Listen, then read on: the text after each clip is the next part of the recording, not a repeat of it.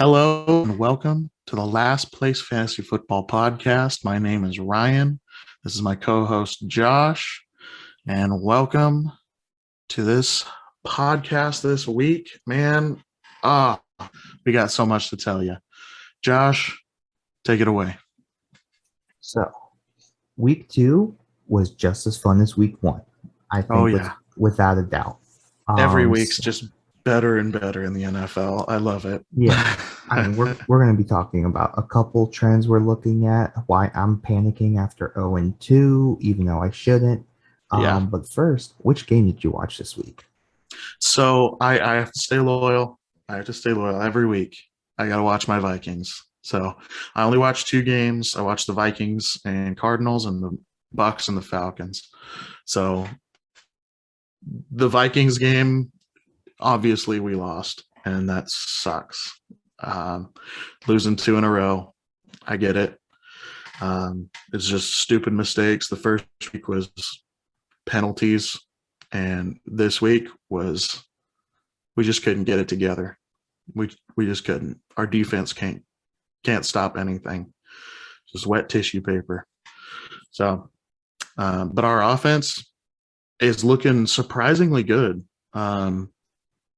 Like Kirk Cousins is starting to look like the QB that we paid for. And he sure is. He's starting to look really solid. I'm surprised. I'm not a Kirk Cousins hater, but definitely not a Kirk Cousins lover. I was not happy that they paid so much money for him. I thought he was a filler QB, just for like 2 or 3 years. They ended up signing him on a massive deal, and a lot of Vikings fans were just like, "It's like how? It's like why are you doing this?"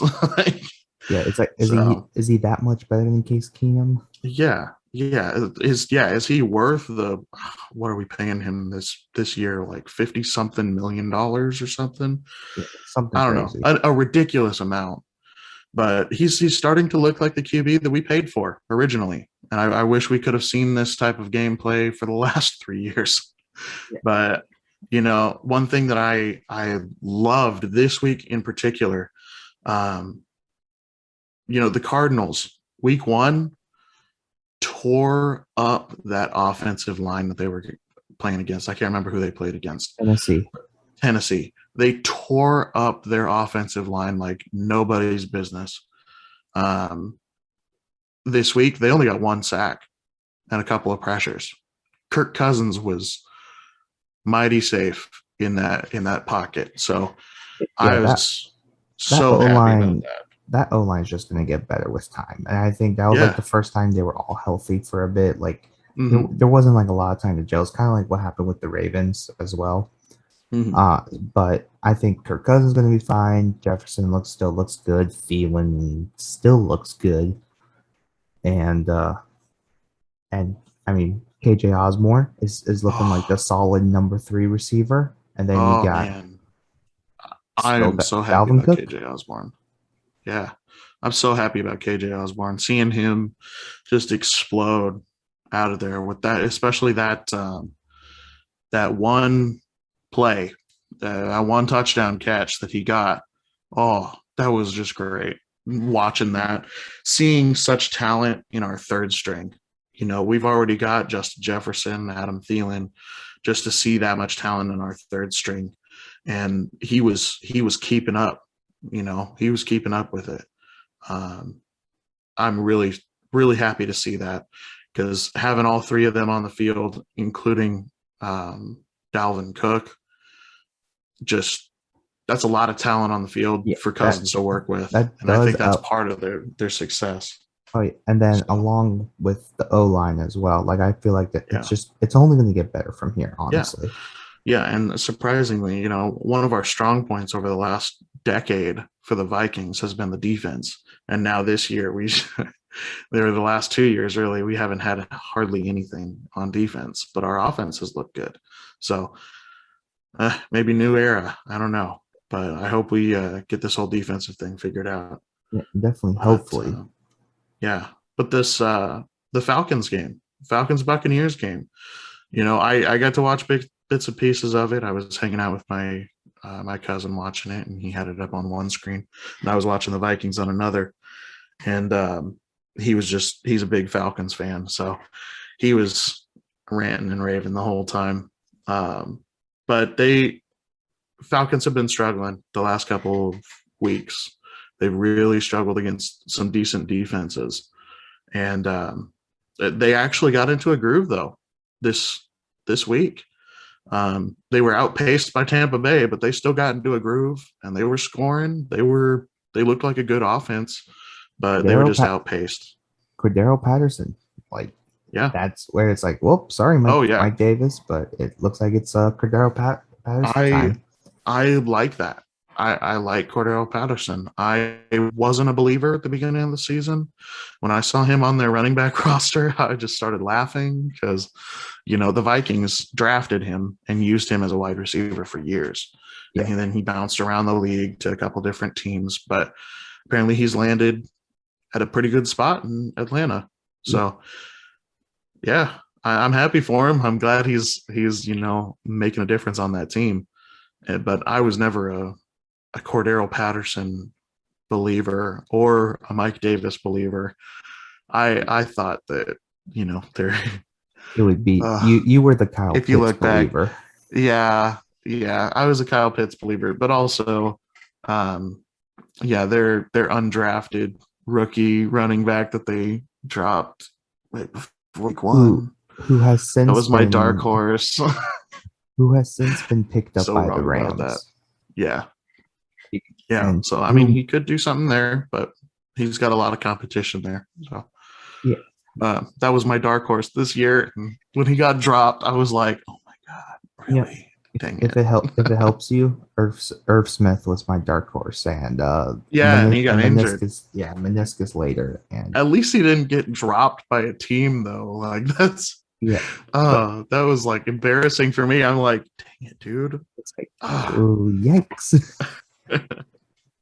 So I'll go into say which game I watched. So I watched a good chunk of the Chargers Dallas game. That was just a great game overall, honestly. Back and forth. Dan Quinn is looking like a really good defensive coordinator. Micah Parsons at DN looks really good. And I was like way better than I thought he would. I think Herbert is having some sophomore struggles a little bit, but then again, they normally do. The offense is different. And I think a lot of people should have tempered their fantasy expectations, understanding that one, the offense is going to be different, and two, if the defense is healthier, he's not putting up the same fantasy output. No. But Eckler looked great. Because and it shows, with Dak Prescott last year, he was having their defense was horrible. So and he was having to compensate. Yeah, he was having to compensate for it. And he was putting up amazing fantasy numbers because, he was having to throw like 40, 50 times a game, because they had to keep up because teams were just running all over their defense. Yeah, and so now, I think he's still going to be really solid. It's just now we're going to see Justin Herbert learn how to be more efficient. Mm-hmm. And I think, it's only going to make him better over time for sure. He'll learn. He's a very intelligent QB, and I think he'll adapt well. Yeah, but the real game I want to bring up, emphasized by this jersey right here. Boy, I cannot tell you how happy I am and how many times I've watched this Ravens-Chiefs game since Sunday. Yep. At least 20 times. You're just so happy. Yeah. So relieved, happy. Oh, Lamar can't come back from 10 down. Comes back from 11 down twice. And on top of that, just yes. Oh, as I punch the mic in celebration. But no, I think Lamar played fantastic minus the two. Yeah. The first pick six, I'm not going to blame it on him. He kind of slipped. Sammy Watkins slipped. That happens. The second interception, don't know what you're looking at, but here's the greatest thing. Ravens defense caught Mahomes in a couple of bad spots, him trying to force a throw, and then Clyde Edwards-Helaire with the fumble, first Yeah. fumble in college and in the NFL, which is just crazy. Dang. But that game was just electric, and I'm just texting people left and right during the middle of the game, and I'm like, no, this is a game. And so I texted this one giant group chat. I was like, ladies and gentlemen, we have a game. As soon as it hit 21-17, I was like, okay, this is the closest the Ravens have been. And I actually have hope here because the running game was working. Like nothing was telling me that this is going to end soon. Yeah. I mean, Lamar rebounded. Hollywood Brown looks really good. I'm surprised at his production over the last couple of weeks. Yep. But I think it's having a receiver like Sammy Watkins like across from you instead of like John Brown and Willie Snead.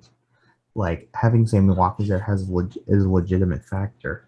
But also, I will say, Lamar's passing, I think, has been greatly improved compared to last year. Yeah. The one downside, fantasy-wise, is Mark Andrews. Mark Andrews hasn't really been getting his piece of the pie. He was like their number one pass catching option. I think he will, and here's why. Like, I think he'll be okay.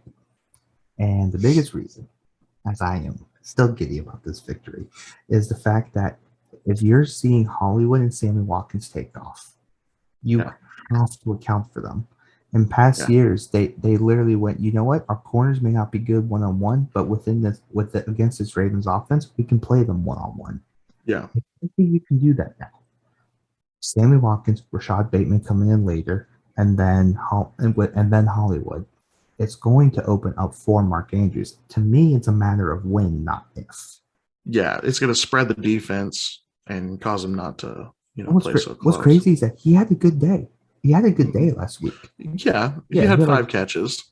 5 catches, 50 plus yards. So it's still like a 10-point day, which, I mean, if you can get 10 points at your tight end, you're set. Yes, I understand it's not top 5. I think Hawkinson's really taken that over. My gosh.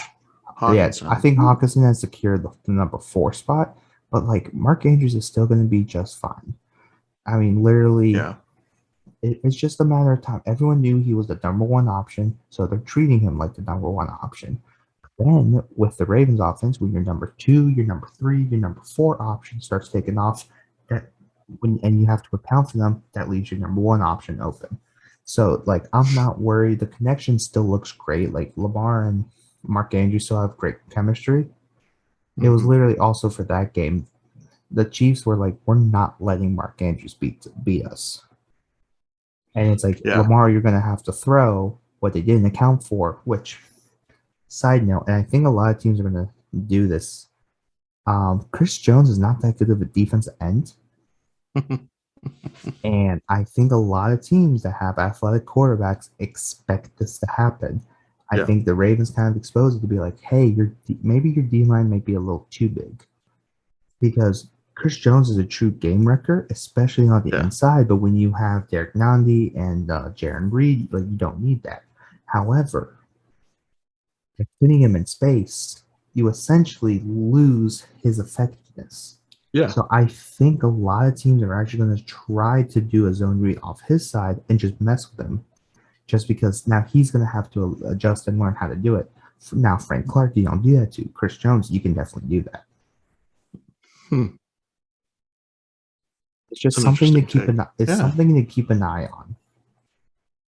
Okay. Because if you think about, like, I mean, you could do that if you were like the Chargers, but like, imagine if they have to play Arizona. Good luck. Yeah, really. Man. But I had a whole point and I forgot it. It happens. We'll just move on. Yeah. So we're going to move on to our fantasy, our dynasty league, and go over some scores, some missteps by people, and some pickups off of the waiver wire. So biggest blowout. You want to discuss that? We might as well. We might as well. So, the biggest blowout was between Alex and Jacob. Jacob just blew him out of the water. Yeah. Unfortunately, I mean, there was nothing wrong with Alex's lineup. His team just dropped an egg. Jacob won 153 to 87. Yeah, which is just that makes me feel better. That's just a bad loss. But I was looking at his lineup, and there's nothing wrong with his lineup. Like he has people in there that should have done well but didn't, and his team just dropped a fat egg. I mean, so if we're looking, I do not blame it. Yeah, I mean, I wouldn't be worried about it. Dak just had a rough game. Clyde Edwards-Helaire. I mean, with how the Ravens defense was playing it, they were just begging like Mahomes to kind of throw it just because. Mm-hmm.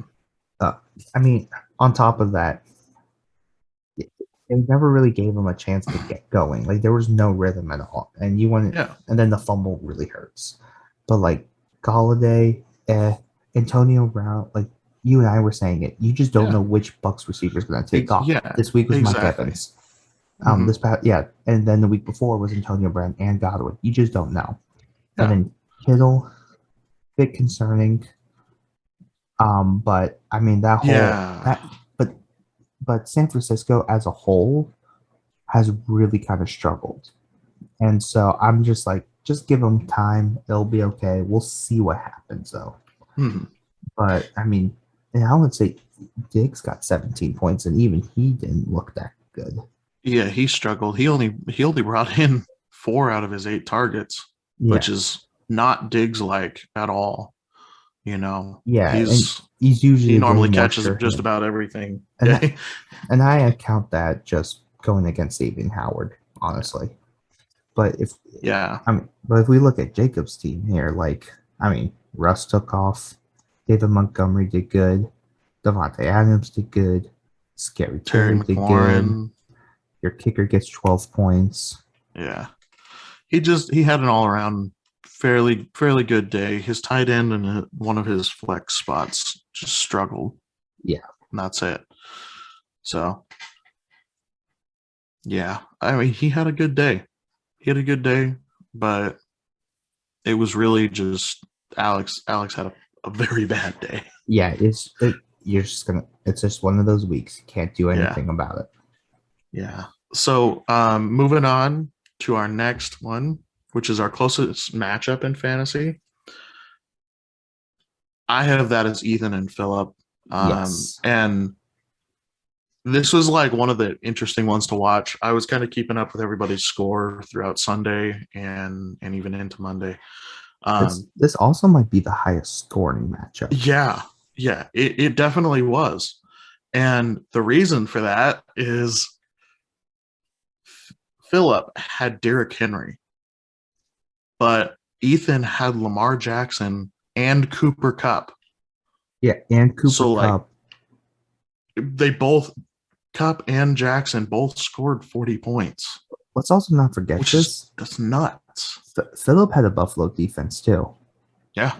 So he took off. Jefferson has 18. Hawkinson has 20. Literally, their tight ends cancel each other out. Yeah. Which that's insane.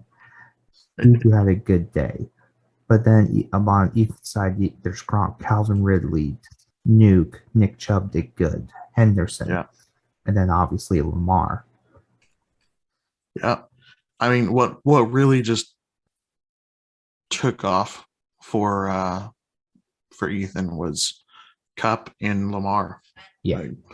They were only off. It ended up being it ended up being 196 to 182. Yeah. And that was like 2 of the top scores. You want to know what's even crazier? Look at their projected amount. Ethan was projected 175. Yeah. Philip was projected 157. So both blasting those projected numbers. Mm-hmm. Good on them. What stinks is Philip should deserve a He W in should this one. deserve a dub Just right popped the there. He should wrong not be match. 0-2. And that's the same with my dad last week. He had it was week 1. Yeah. He should have won. But Michaela's team just went off and No, just had a great, great week. your dad had the So, best. Your dad had the best joke. It's like, so who else is gonna take off this week? yeah. Yeah, my dad likes to complain in the league group chat. But and send gifts of different stuff. He's a goofball. I love him to death. that was a fantastic matchup, though. Yeah.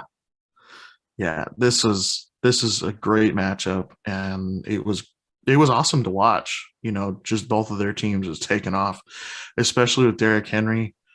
Ethan was messaging me through that through that whole game, and he was going, "Oh crap! Like, oh my gosh, he's gonna beat me." No, I had that same feeling as well because I was going against Derrick Henry in another league, and I went, oh boy, this is bad. And he still had, and the person I was going up against still had Aaron Rodgers. I was like, yep, this is bad. This is very bad. So,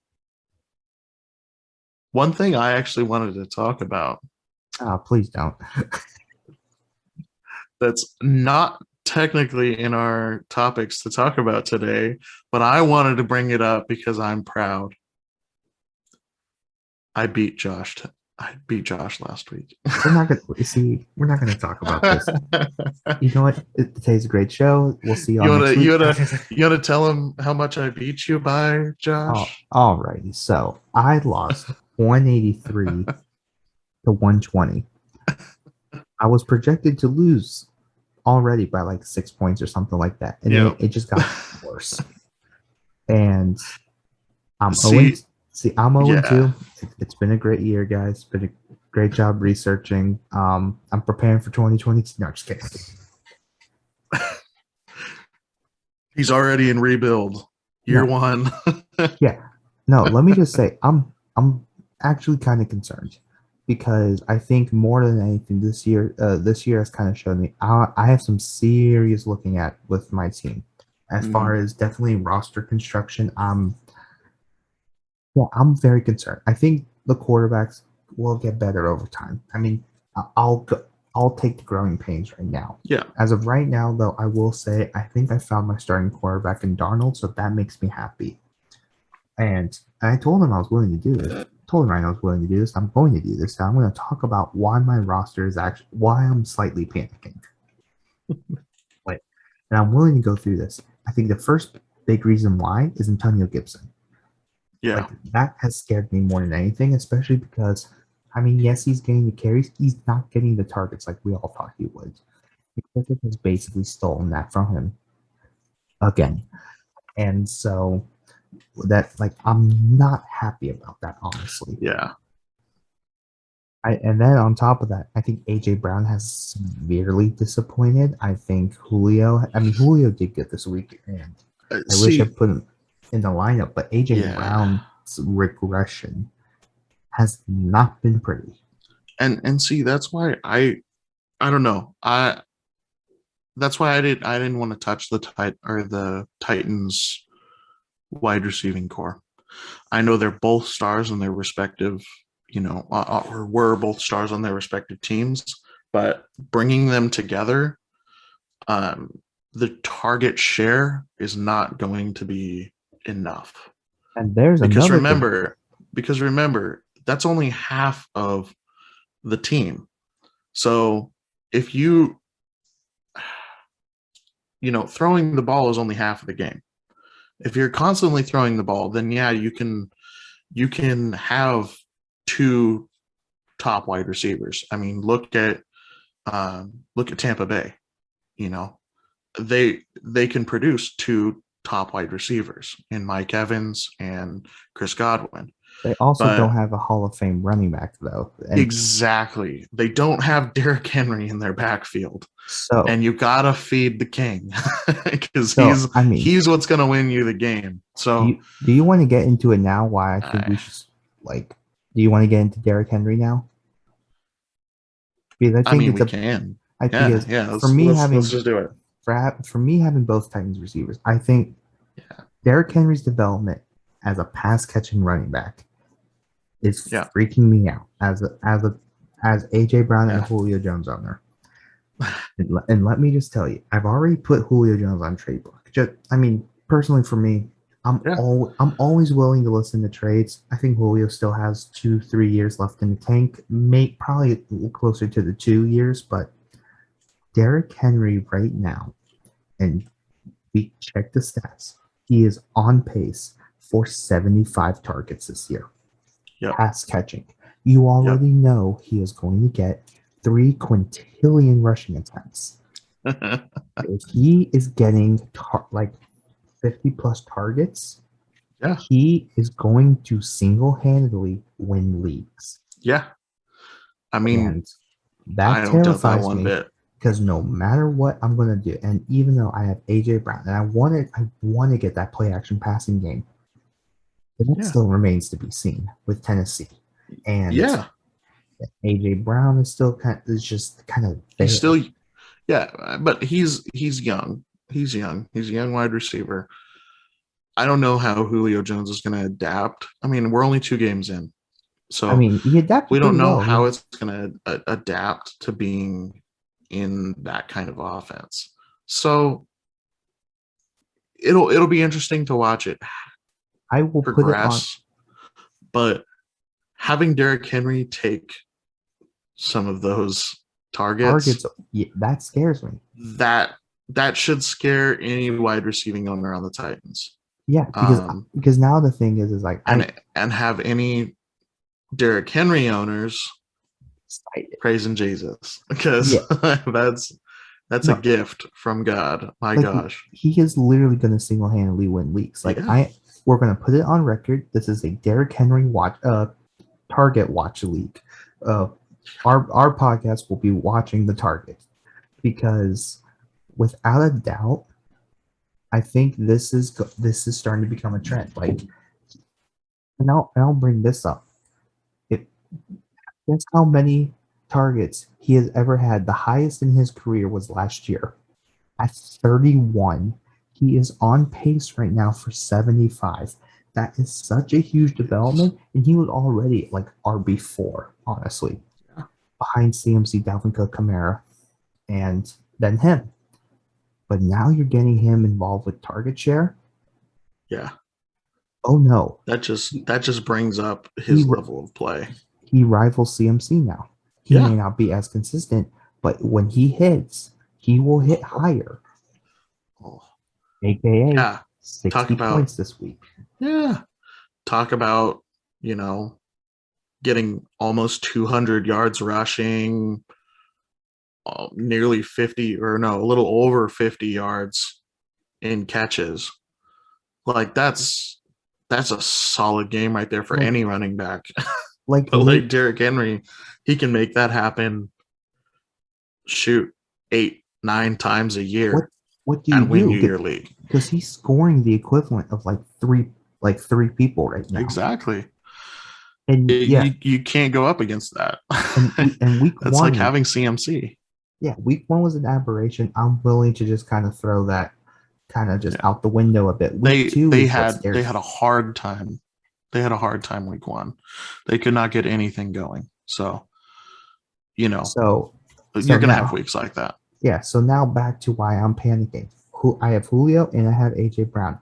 I think the person who's going to regress the most right now is AJ Brown, because he's going to get the number 1 corner.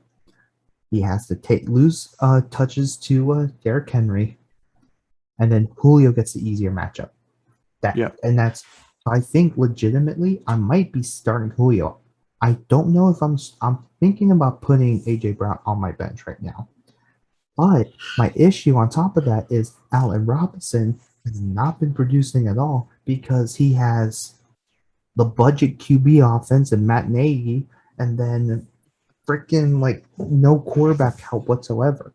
And he has been, Allen Robinson has been quarterback proof since he started there. He was great. He has been Mr. Consistent.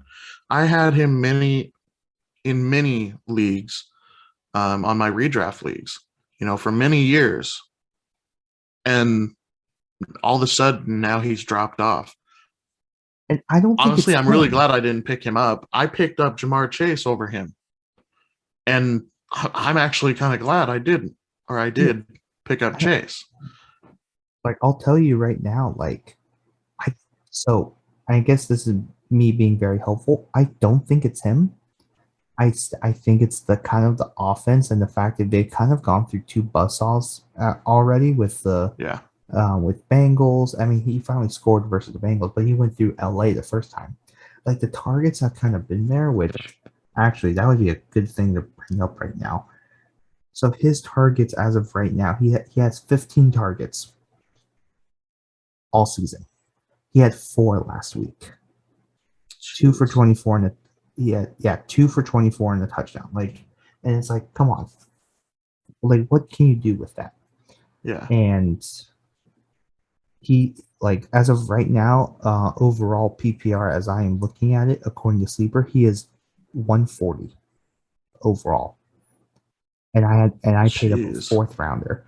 So, like, I think on top of the Titans receivers of that development, that the regression of all my receivers, Robert Woods, Allen Robinson, Julio, and AJ Brown, Well, obviously, like my top 4 has just gone like just cut.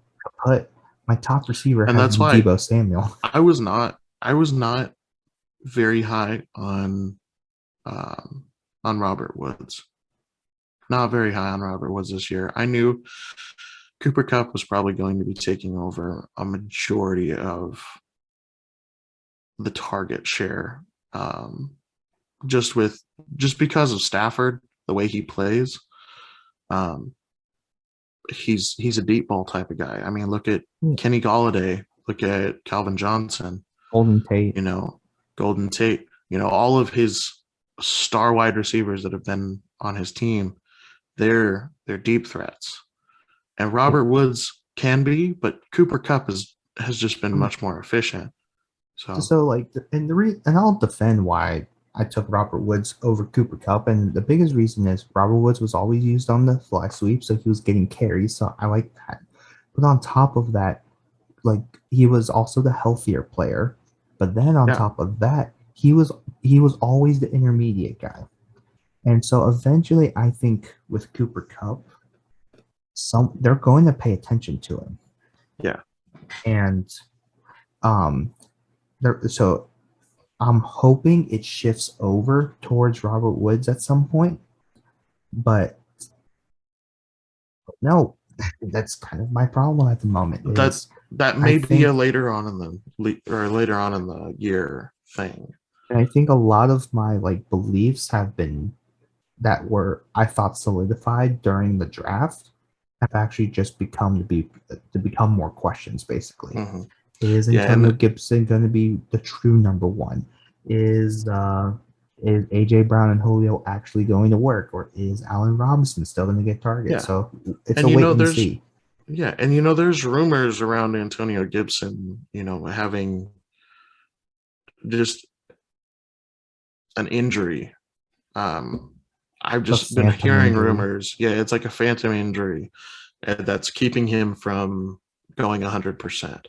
So who knows? It may clear up over time, and you get your number one running back. But that's it's just something that you're going to have to see, and that's what I love about Dynasty is next year he could be running back 5 or even running back 3 in the league next year because for some reason or another McKissick drops or something happens and Antonio Gibson takes over. So he's a nice young hungry running back. You just keep him on your squad. Yeah, it doesn't matter if he's on your bench or if he's on your roster for weekly starts, but you just keep him. Yeah, and with Dynasty, it's always a wait and see. Yeah, it is. It's wait and see. And speaking of wait and seeing, what are your matchups for next week? My matchups. So our fantasy matchups. So I mean, fantasy I am matchups. looking forward. I am looking forward to me and my dad going head to head. I'm 2-0. He's 0-2. I really think he's 0-2 because he's just had bad matchups, and I've Yeah, had really good matchups. Um, yeah. just good weeks for my team. So I'm really looking forward to this. We're projected to be pretty like neck and neck. His team looks solid. I'm scared of his team. So His team we'll is see. super solid. I see. And when he drafted, he did not think so. And I didn't think so either. But here we are, we're going into week 3, and I'm looking at his team going, oh, man, these guys are scoring points. Like, holy cow. So, I mean, it'll be interesting. Rondale Moore and Devonta Smith look like Yeah. really, really good pickups right now. My question is, how did he pick up Rondale Moore and Elijah Mitchell? How did this man do this? Here's Is it here's because he has such I he's think like so low? so. My guess is because he didn't make any moves preseason. He just kept still after the draft, so he ended up going number 1 waiver priority, Gotcha. and That's he probably snuck why. them. Yeah, he snuck them both in, right under from everyone's noses. See, that's props to him. My gosh. But I mean, he's got a solid team. He has, oh, bless his heart. He's got Devin Singletary and T. Higgins on his bench right now. Like, my gosh, he's stacked. Yeah, He's stacked. yeah, he's. I honestly, just because you smoked me last week, I'm hoping he wins, but that is I just kind of straight hope he spite. wins. To be honest, I think he needs a little boost. But If he goes 0 hey, and 3, if I go, I'm flying over to hug. he's really bummed. I talked to him last week, and he was just like, "And I go 0-1, like really." So like, he hasn't had a whole lot of luck in fantasy football. So I'm hoping this is his year because he's got a solid team. I He mean, has a solid team, Jared and like Allen, Najee Harris, Jonathan Taylor, Adam Thielen, T. Higgins, Travis Kelsey. yeah, I yeah, mean, the draft and he's got forget, a like he's solid good. team. Like, my gosh. So I'm hoping he wins. That'll be awesome for him. So Yeah, I am hoping I win too, but I am going up against my wife, and I'm projected to lose by a lot. So her team is solid. My team yeah, is so we not. got the family matchups going Yeah, on this now. this is the family week, and Yeah. yeah, So this will be the rivalry of the Richter house. yeah, I'm panicking. I'm just panicking. Just not. I'm not thrilled with any like my lineup at the moment. At this point, if I hit Owen, I'm expecting to be 0-3. Yeah. Just keeping it as simple or as Keep plain your as it can be, yeah. But that the Keep cool your thing, expectations low. yeah. But but the cool thing is with this, it lets me kind of so I'm not so focused within to the matchup itself. I'm really just kind of letting myself take a step back, look at Mhm. my team, kind of like what I would do in the off season, but I get to do it for a week. It's like if Gotcha. it's like prepare yourself to be 0-3. Now what can you do now to make the moves to like just try to move forward basically. And that's what I'm going to be doing. It's a long season. I'll Yeah. be okay. As soon as I get the first win, I'll be good. But right now, I am preparing to be last place in this league at the moment. I mean, hey, you can have those expectations. You know what that just means? You get the first pick in the draft. And gave up that 3rd round pick for Antonio Pollard for Gus Edwards. So trust me, Yeah. I'm remembering this. So, I Just mean, straight hey, pain. shoot, if you can get some extra picks, trade out some people. And I know this upcoming draft, I haven't really been keeping a close eye on it, but It doesn't look like there's too much going on when it comes to skill players, but hey, you never know. Yeah, you never know. I mean, the Ole Miss quarterback looks at. There's a couple quarterbacks that look good, but yeah, I kind of went all in on this year. So, I mean, it's definitely an off season. That's what we'll be looking at, and we'll probably be talking about a whole lot. But in the meantime, I'm just gonna sit back. We're gonna see what happens. I do have other leagues to run, unfortunately, so I'll be. There's a couple leagues I'm already 2-0 in, so like that's just fantasy. That's like sometimes you're lucky, sometimes luck of the draw. Sometimes, yeah. Well, So we did have some activity on the waiver wire this week. We had some notable ones, some people fighting over some claims. So I picked up. Apparently, there were 2 claims for this guy. Me and Jacob were kind of pawing at him.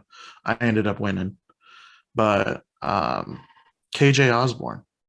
You brought it up earlier when we were talking about the Vikings. KJ Osborne looked solid, and I'm looking to kind of put him on my bench and keep an eye on him over the next couple of weeks, because who knows? Thielen goes down. KJ Osborne maybe come up and surprise everybody. So who knows? Yeah, but yeah. So I dropped Joshua Kelly, one of the backup running backs for the Chargers. Yeah, because I think that second spot's kind of been solidified by J.C. Jackson, and so it just hasn't become necessary. Honestly, even when Eckler was down, Kelly didn't really do much. Mm-hmm. And that's kind of why I was like, I finally found somebody that I want to pick up. I might as well drop Kelly. So yeah, you might as well. Man, we had quite a few actually. Now looking through everything, we had quite a few. I just wanted to take note of like 2 of them. One of them was made by Jacob, and a lot of teams were kind of going after him. Jacob, me, and Ethan. I'm upset I didn't do this. Honestly, I should have joined in on this one. Yeah. Cordero Patterson. This is another guy that we talked about earlier. Atlanta running back Cordero Patterson. He's looking like he could be at least the number 2 running back there. Maybe involved. He's involved. He's definitely involved in the passing game. He's a previous wide receiver, so he's definitely involved in the passing game. He can run too. He's taken a couple of snaps at running back, so who knows? He may be more involved as the season progresses, but it looks like Jacob dropped Raheem Mostert, which is probably a good move. Pretty obvious. But I don't think he's going to end up taking any type of starting job from Cam Akers next year. So don't believe so. I will say Tyler picked up Quintez Cephas, who's looked like the best receiver in Detroit. So I think that's been a good move. Okay. And he dropped Le'Veon Bell. Probably a good move. Yeah, probably a good move. Yeah. So, that's about all we had to talk about today. That's about it. I mean, I will say, within the last 10 seconds, I just picked up the Raiders defense. Yep, I just got a notification. Hey, Josh Richter made a move. Yeah, literally just looking at it, I was like, oh, snap, they're still available. Click. That's the joy of having this on Zoom, that I could just like sneak by and just been like, hey, I defense. Well, yeah, that is basically week 2 recap. Week 3, looking into week 3.